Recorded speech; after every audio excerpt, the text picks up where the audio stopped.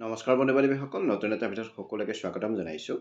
আজিৰ এই ভিডিঅ'ত আমি জানিম বাস্তুশাস্ত্ৰ অনুসৰি ঘৰৰ কোন অংশত কি থাকিব লাগে আৰু কেনেকৈ ঘৰখন অধিক সুসংগঠিত আৰু শান্তিপূৰ্ণ কৰি ৰাখিব পাৰি। আহকচোন এতিয়া ভিডিঅ'টো আৰম্ভ কৰোঁ। প্ৰথম হৈছে মূল দুৱাৰ। বাস্তুশাস্ত্ৰ অনুসৰি ঘৰৰ মূল দুৱাৰক ইতিবাচক শক্তি প্ৰৱেশৰ মুখ্য পথ বুলি ধৰা হয়। মূল দুৱাৰ পূব বা উত্তৰ দিশত থাকিলে শুভ বুলি কোৱা হয়।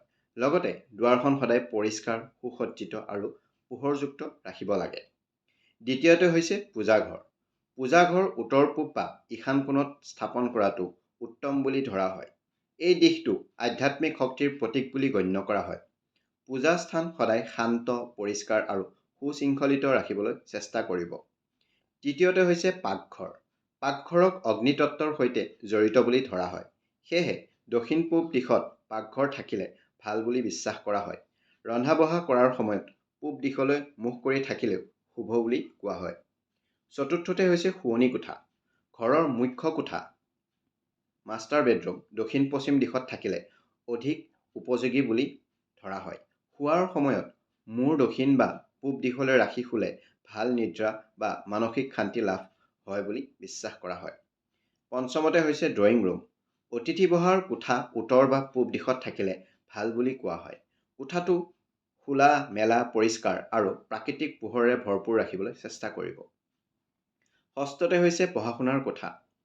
ছাত্ৰ-ছাত্ৰীয়ে পঢ়াৰ সময়ত উত্তৰ বা পূব দিশলৈ মুখ কৰি বহিলে মনোযোগ বৃদ্ধি পায় বুলি ধৰা হয়। পঢ়া শুনাৰ স্থান সদায় শান্ত আৰু পৰিপাটি হোৱাটো জৰুৰী।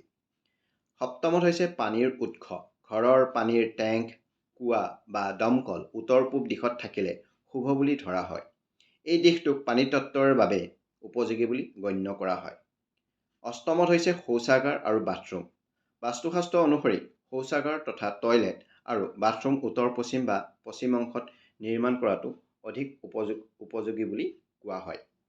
গুৰুত্বপূৰ্ণ কথাটো হৈছে বাস্তুশাস্ত্ৰ হৈছে এক প্ৰাচীন পৰম্পৰাগত বিশ্বাস আৰু স্থাপত্য পদ্ধতি। ইয়াৰ বহু ধাৰণা সাংস্কৃতিক আৰু আধ্যাত্মিক বিশ্বাসৰ ওপৰত ভিত্তি কৰি গঢ় লৈ উঠিছে। সেয়েহে আপোনালোকে ঘৰ নিৰ্মাণ বা সংস্কাৰ কৰাৰ সময়ত যিবোৰ ইঞ্জিনিয়াৰ থাকে বা বিশেষজ্ঞৰ পৰামৰ্শ লোৱাটো অতি প্ৰয়োজনীয় বুলি মই ভাবোঁ। যদি ভিডিঅ'টো ভাল লাগিলে আপোনালোকে লাইক কৰিব, শ্বেয়াৰ কৰিব আৰু ছাবস্ক্ৰাইব কৰিব নাপাহৰিব। ধন্যবাদ।